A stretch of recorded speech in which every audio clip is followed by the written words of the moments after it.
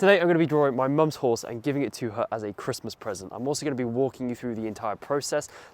he's bored, like picking the colours, drawing the eye and also drawing hair, so I reckon we should just dive straight into it. So obviously I don't want to draw him whilst he's covered in mud, so I'm going to be using a photograph of him during the summer when he's nice and clean and his coat's all shiny, and I'm actually going to be drawing him on some grey paper, so this is like a toned paper by Strathmore, and what this means is that his white markings will pop out of the page a lot more because they're a lot more contrasting in comparison to the grey page opposed to just a white piece of paper. Now my first challenge is to get a sketch, and to do this I'm going to use something called the grid method, which is where I print out the photograph, I then draw a grid onto it, and then the exact same grid onto my piece of paper. I can then use the boxes as reference points to transfer the outline from my photograph onto my piece of paper, and it's these reference points that really help me to get all the features correct so it actually looks like the horse that I'm drawing and not just some random horse. And the key when doing any kind of sketching is to press quite lightly, because if you do make any mistakes and you have to rub them out, you don't want them to leave a nasty mark.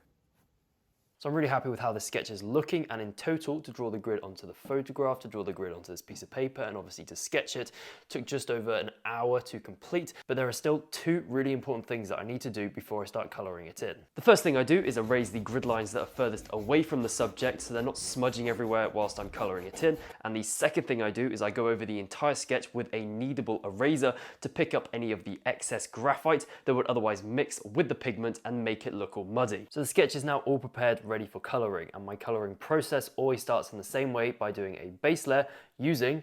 the alcohol markers. So before I can actually use the markers, I need to pick the coloured markers that I'm actually going to be using, and here's exactly how I do that. So I basically look at the reference photo and go, okay, so he's basically black and white, and the black patches have like these brown streaks running through them. So in order to pick the markers for the white patches, I'm just going to go and grab the lightest greys that I have, Cool Grey 0, so this is just slightly greyer than the colourless blender, and also going to get a Cool Grey 2, so this is going to be used in the shadow areas, and I actually reckon we could even get something like a Blue Grey 3 here, so this is going to have a slight bluish hint to it, so it'll help bring the colour saturation of those white areas up so it doesn't look dull in comparison to those brown areas, so I'll get that out too. And then we can shift our focus to the darker patches, so obviously in the underside of the neck here and in the ears we're going to be using the black so we can keep that contrast nice and high so it's really dark, so getting that out too. And then we've got all these brown stuff going on, so we're going to use this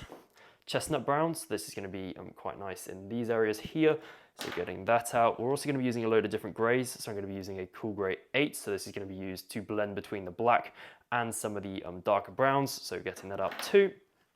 Also just a Cool Grey 7, I reckon I'm just going to grab out a load of different greys, so Cool Grey 5 over here, so going to use that too. And obviously we want some more browns as well, so we want some lighter browns, so this dark brown here will do pretty well, so this can be used in this area around here, and this raw umber is going to do quite well as well, especially around this eye section where there's a lighter brown, and I reckon I just want a slightly lighter brown as well, so what's this?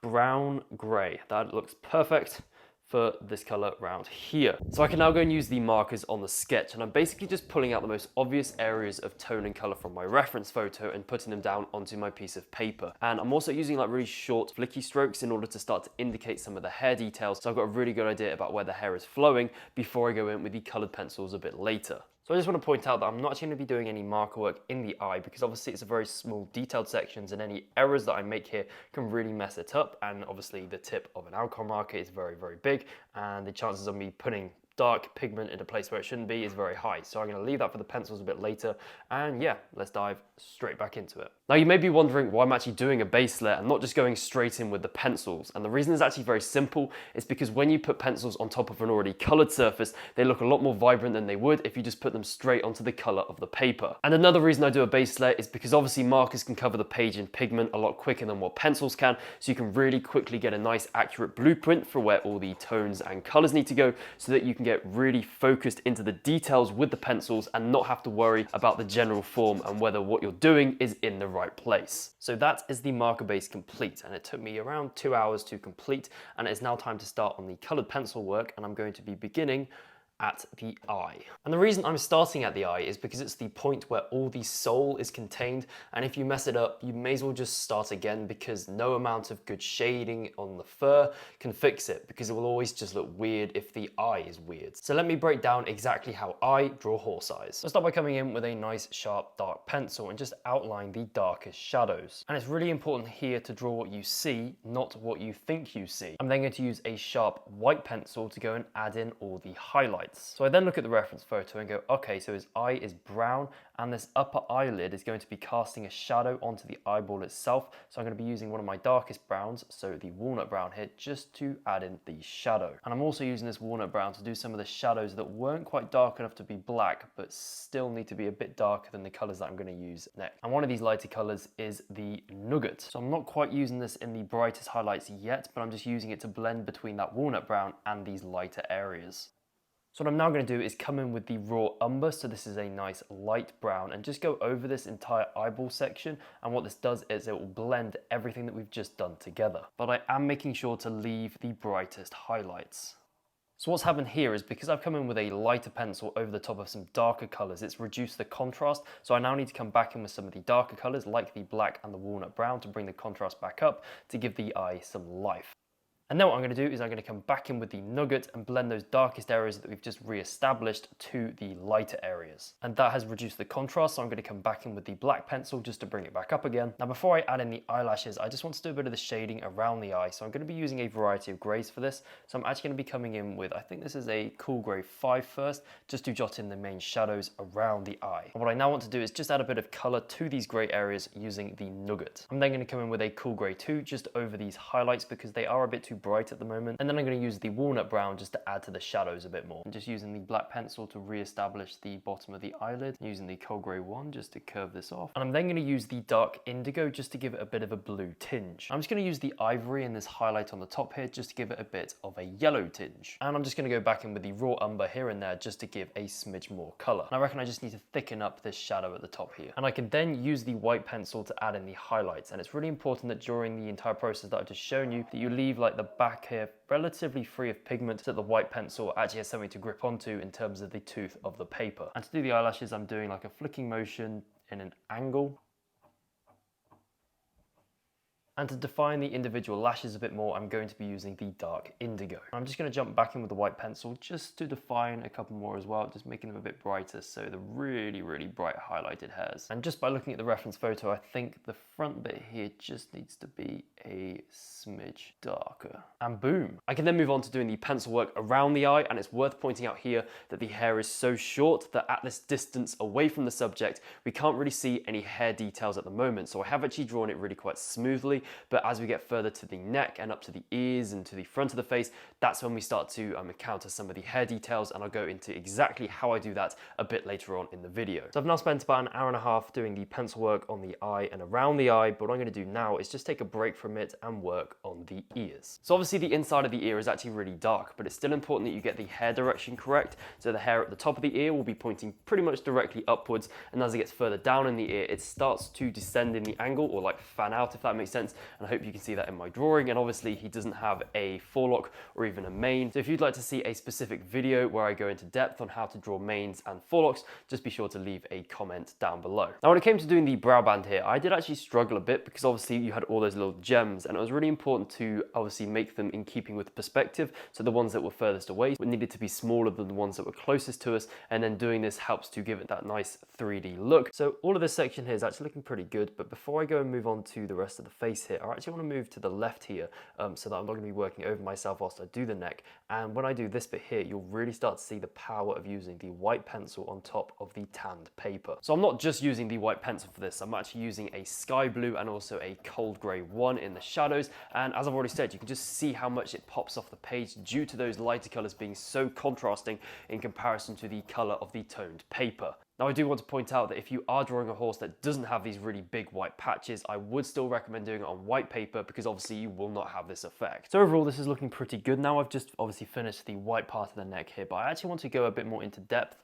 on how I do the pencil work on like the darker patches here, so how I achieve results a bit like the ears up here, and because I know this is something that a lot of people struggle with, so I hope that revealing my method of doing the short hair here will help a lot of people out. So the first thing that I'm going to do is come in with the black pencil, and just like the eye, I'm just going to go and like outline the darkest areas, and it's really important here that the direction of the pencil strokes is following the direction of the hair, and we're also going to be using nice short pencil strokes here as well because obviously the fur is nice and short. So that's pretty much all the shadows now blocked in, and what I'm going to do now is come in with a cool grey 2, so very similar to the eye. I'm now going to come in and just block in where all the highlights need to go. And now what I'm going to do is use a Payne's grey to start to blend between the black strokes and the highlighted cool grey 2 strokes. So because I've used lots of blacks and greys here, it's started to lose a lot of that colour saturation, so I'm now going to come in with the nugget and just give it a hint of brown. And I'm now going to come in with the dark indigo because in areas like here,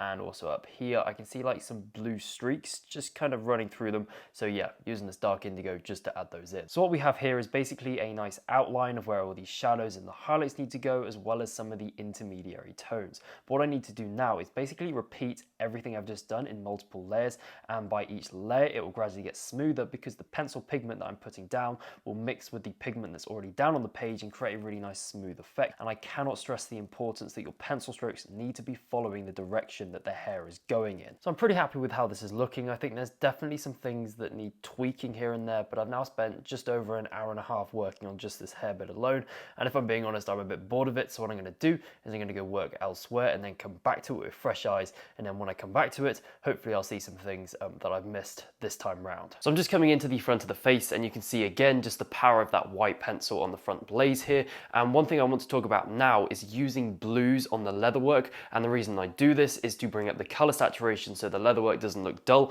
in comparison to those really rich brown markings. And the blues that I'm using are like the dark indigo again in the shadows, and also that sky blue in the highlights, and also just to blend a lot of those gray tones together. So I'm now approaching the 10-hour mark on this drawing, and now that I've spent a bit of time working on the face, I'm now going to shift back down to doing the bottom of the neck here and the reins. And this is kind of like my trick in order to work on drawings for a long period of time, because I can be working on drawings for upwards of about 65 hours, and people are always like, oh, you're so patient and stuff. And the thing is like, yeah, there's a smidge of patience involved, but the fact that I'm just shifting between different areas helps to keep the drawing fresh and interesting, and this really is the key that I use in order to spend long times working on drawings. Now I do the hair on the bottom of the neck here in the exact same way as earlier, and the coolest part about this is that this technique of drawing hair can be applied to a very wide variety of different animals. So if you don't want to draw a horse and you want to draw, let's say, like a dog, or I don't know, like a meerkat, the exact same principles apply, which is why I think it's so cool that you can learn to draw one subject and it opens the possibility of drawing many different subjects. Now before I get on to showing you how I did the muzzle, I just want to point out that drawings like this one do take a long time,